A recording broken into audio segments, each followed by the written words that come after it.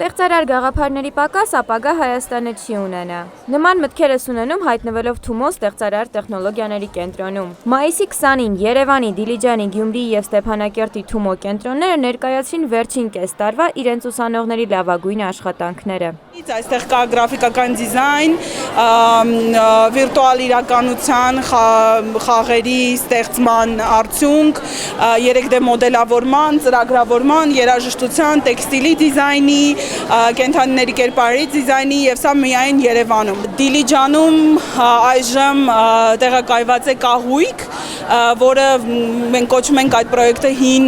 կահույքի նոր կյանքը։ Եվ դա նույնիսկ աղբանոցներից գտած աթոռներ, սեղաններ, պահարաններ են, որոնք վերամշակվում են, ձևավորվում են, հետաքրքիր ոճ եւ ձևավորում են ստանում։ Գյումրիում անցկացված ֆոտոդասընթացի Կատարինա Ռոտերսի հետ, գերմանացի արվեստագետ, նրա հետ անցկացված դասընթացի արդյունքը այժմ արդեն Վենետիկում է, Հայաստանի Հանրապետության պաշտոնական տաղավարի ձևավորման մի մաս է կազմում։ Ստեփանակերտի եւ ոչ միայն Արցախի շատ հետաքրքիր ֆոտոպատմություններ են Արցախի կյանքի մասին պատմող։ Երևանի Թումոյում ներկայացված էին Ավրորա մարդասիրական մրցանակաբաշխության հնարավոր խորհրդանշանները պատանիների աչքերով։ Մեր կարգախոսները առավել լույս, առավել կյանք, լույսը խորհրդանշում է մարդասիրությունը, որ կա ամբողջ աշխարհում, ու ինքը դուրս էր գալի ճարքերից, արանքներից, այն է խորհրդանշում, որ մարդասիրությունը այդքան էլ կատարյալ չի ու շատ քիչ է, ու Ավրորայի խնդիրներ, որ մարդասիրությունը դարձնի ավելի շատ, ու 8 տարիների ընթացքում, երբ որ մրցանակը տրվում է ինչ-որ մեկին, մրցանակը տալով լույսը ավելի շատ է դուրս գալի։ Բոլոր մրցանակները դեմքի ֆորմայով ու թանկագին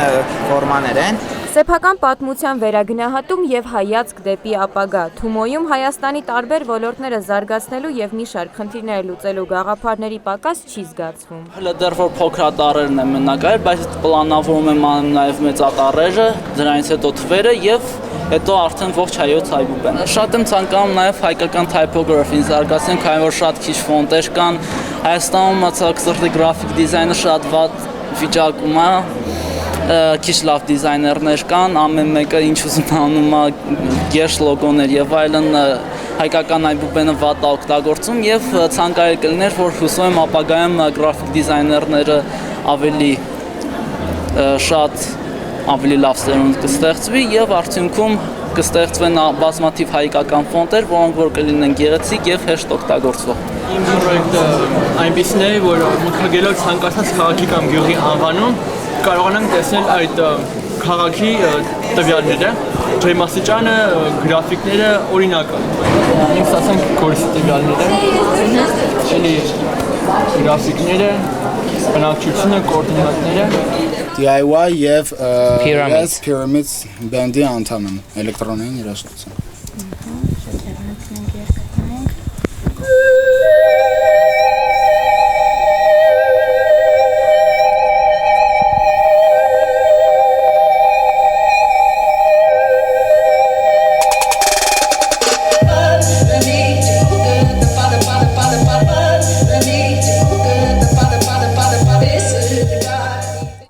Քանի դեռ տարիքը թույլ չի տալիս գլոբալ խնդիրներ լուծել, պատանիները տարբեր ծրագրերի միջոցով փորձում են թումոյական կյանքը դարձնել ավելի հարմարավետ։ 3.5 ասում օրինակ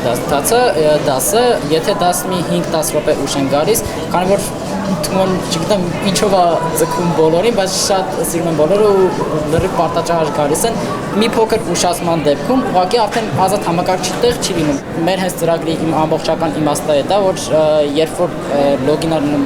ուսանողը համակարգչի վրա, կոնկրետ այդ համակարգչի անունն է գրվում, թե ինքը որտեղ է գտնվում, ուսանողի անունն է գրվում, նշվում է այն ժամանակը, երբ որ ինքը լոգին է եղել, մի ուրիշ խնդիր կա, երբ որ ուսանողին դիմելու ցանկություն կա, այսինքն ինչ որ պահանջով ինֆոդեսկից օրինակ ուսանողին դիմում են, այդ ժամանակ ուղղակի բարձրախոսով говорում են, այսինչ ուսանող, խնդրում եմ մոտեցիկ ինֆորմացիոն վահանակին, հետո հերթերը մի խոսքով շատ խիտ են լինում։ Այս ձևով եթե օրինակ ինֆոդեսկում իմանան թե որտեղ որ համակարգչի վրա ով է նստած, ցանցի միջոցով շատ հեշտ է սովորական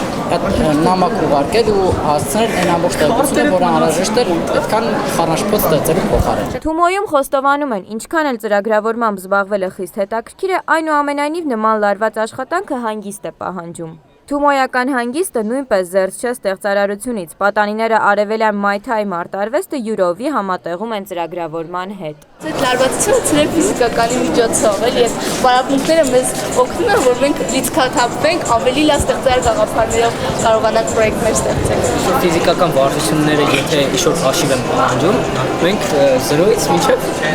9 ենք հաշվում, որ մինչև 10 օրինակ ժիման ենք։ Ընդհանրապես մենք 1-ից մինչև 10 ենք հաշվում, բայց Մայթայի ժամանակ 0-ից 9 ենք հաշվում։ Թումոյի մարզիչները փաստում են, կիսամյակային պորտֆոլիոյին ներկայացված է ուսանողների լավագույն աշխատանքների միայն մի մասը։ Պատանիների բոլոր ձեռքբերումները ցուցադրելու համար շաբաթներ կպահանջվեն։ Ժաննա Պողոսյան, Արմեն Մկրյան, Civilnet։